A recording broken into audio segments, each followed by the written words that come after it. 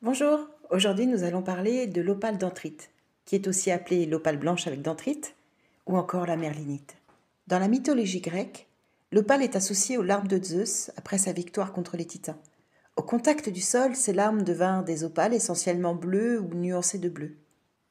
D'ailleurs, nous retrouvons cette croyance au sein des Bédouins qui transmettaient que cette pierre tombait pendant les orages.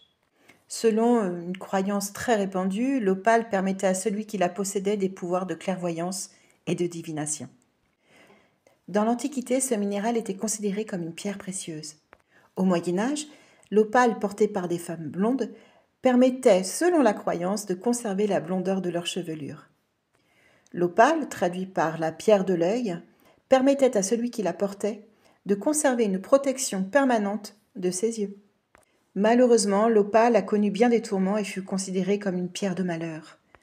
Suite au roman de Walter Scott, La fille des brumes, et selon le mythe, la merlinite porta préjudice à Lady Hermione, l'héroïne du livre, qui, après avoir reçu cette opale, l'héroïne décéda. Ce qui a provoqué une chute de 50% sur le marché. La théorie démontre qu'en réalité, cette pierre est très fragile à travailler, et bien évidemment, en la travaillant, elle peut éclater en plusieurs morceaux qui ont été associés à une connotation de mauvais sort.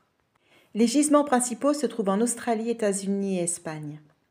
L'opale denthrite est appelée aussi merlinite, qui vient de la légende de Merlin l'Enchanteur, qui aurait adoré ce minéral. De nos jours, l'opale denthrite est réputée pour détenir la sagesse des chamans, des alchimistes, des magiciens et des maîtres du spiritisme. Selon les traditions, la merlinite provoquerait des expériences magiques et mystiques. C'est en cela que cette pierre est très appréciée des magiciens blancs, chamans et alchimistes. En ce qui concerne ses vertus, la merlinite permettrait de développer ses communications avec les autres en ouvrant notre canal empathique et notre canal de compassion. Elle réveillerait l'optimisme et joie de vivre en sublimant l'instant présent. Elle nous aiderait également à apaiser nos traumatismes en installant paix et sérénité. La merlinite est comme un accélérateur d'intuition et de clairvoyance. Elle est également réputée comme un vrai porte-bonheur. Enfin, dormir avec une merlinite permettrait d'apaiser les pensées perturbantes avant le sommeil, apportant une très belle vitalité au réveil. Pour le nettoyage, je vous invite à utiliser la fumigation en utilisant soit de l'encens résine, soit des plantes, soit vous pouvez aussi utiliser le bol chantant. En ce qui concerne le rechargement, je vous invite à utiliser les symboles de géométrie sacrée et de laisser œuvrer tant le minéral et le végétal, tant la géométrie sacrée dont est aussi composée la pierre.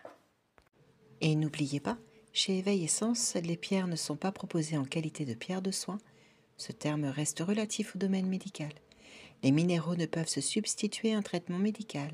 Ainsi, les indications et propriétés se basent sur des effets généralement constatés, mais non vérifiés scientifiquement. À bientôt!